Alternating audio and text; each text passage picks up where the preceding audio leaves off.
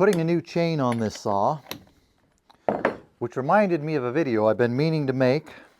I've had people contact me, say they bought a new chainsaw and it's just not cutting right. It hardly cuts at all. The chain and bar is getting hot. Hold on, stop the show. We have a problem. I posted this video a few weeks ago. Some of you took me to task on it in the comments. I got accused of making a clickbait video. On every video I expect to have at least a few disgruntled viewers, but when I start getting a lot of those comments, I start to wonder. I wonder if they're right. After reviewing the video again, I could see, oh yeah, that was kind of a clickbait video. Aw, come on, you're not fooling anyone with that. You knew from the very beginning you were making a clickbait video.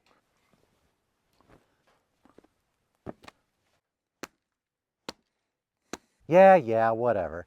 A lot of people did like this video because they learned something they didn't know that you need to do to a chainsaw to keep it cutting right. Instead of scrapping the old video and making a new one from scratch, I decided to try to repair the old one. Try to de-clickbaitify it. We'll cut out the clickbait, keep the useful part, maybe splice in some new parts, all part of the Clickbait Reduction Act. Let's start rolling the old video, see how much of this we can salvage to try to teach people how to do this thing they need to do to keep the chainsaw cutting right. I hear their saw going at full rev. I can tell just by the sound of it it's not cutting well. It sounds like they're wearing or burning through the wood instead of actually cutting the wood. A lot of times it could be just their chain is dull, but a lot of times I think that might be someone who doesn't know you have to file down the depth gauges. Some people call them rakers. We always call them stops. For those who don't know what that is, I'm going to show you. On a chainsaw chain, you have your cutters. In front of each cutter is a depth gauge. This determines how big of a bite each tooth is going to take, how much wood it's going to cut out. A lot of new chains come from the factory with these depth gauges set high. When that's the case, they don't allow each cutter to cut much wood on each pass. Now I'm going to show you how to set those depth gauges to the right height.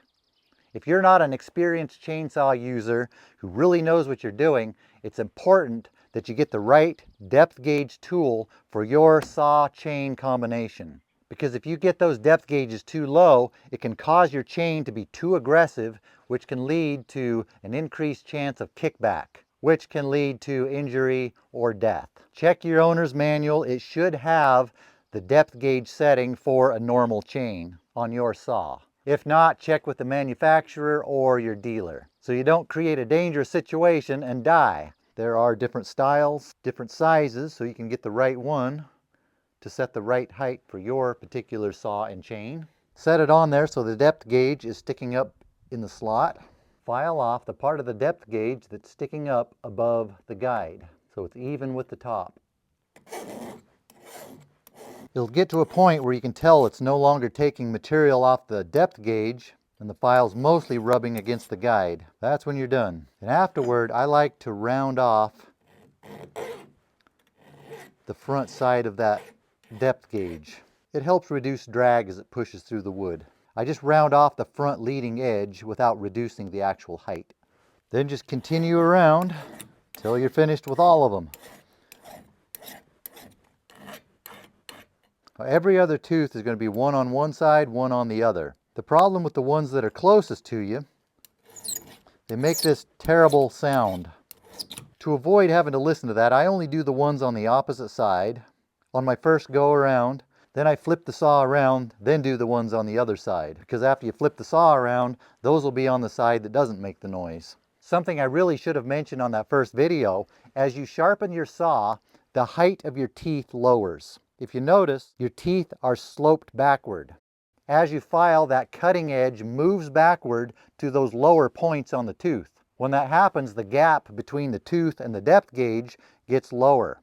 As you file it, you're going to have to continue dropping the depth gauges to maintain that gap. You don't necessarily have to do it every time you file your saw or grind it, however you sharpen it. Every few times you sharpen your saw, it's good to put that gauge tool on here. When it starts getting noticeable, you can file them down a little bit to match the tooth. There are different varieties of tools to do this with, different methods of doing it.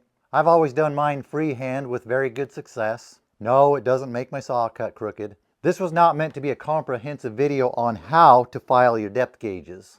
It was more of a video to let new chainsaw owners know you have to file your depth gauges. I'm using the word depth gauges instead of the more common terms like rakers, because the owner's manual usually says depth gauge. If someone got their manual and tried to look up rakers, they probably wouldn't find anything. So I'm using the word depth gauge to try to make it less confusing. Although in reality, I might just be making it more confusing by doing that. I could just end this video here, but I think we need a grand finale.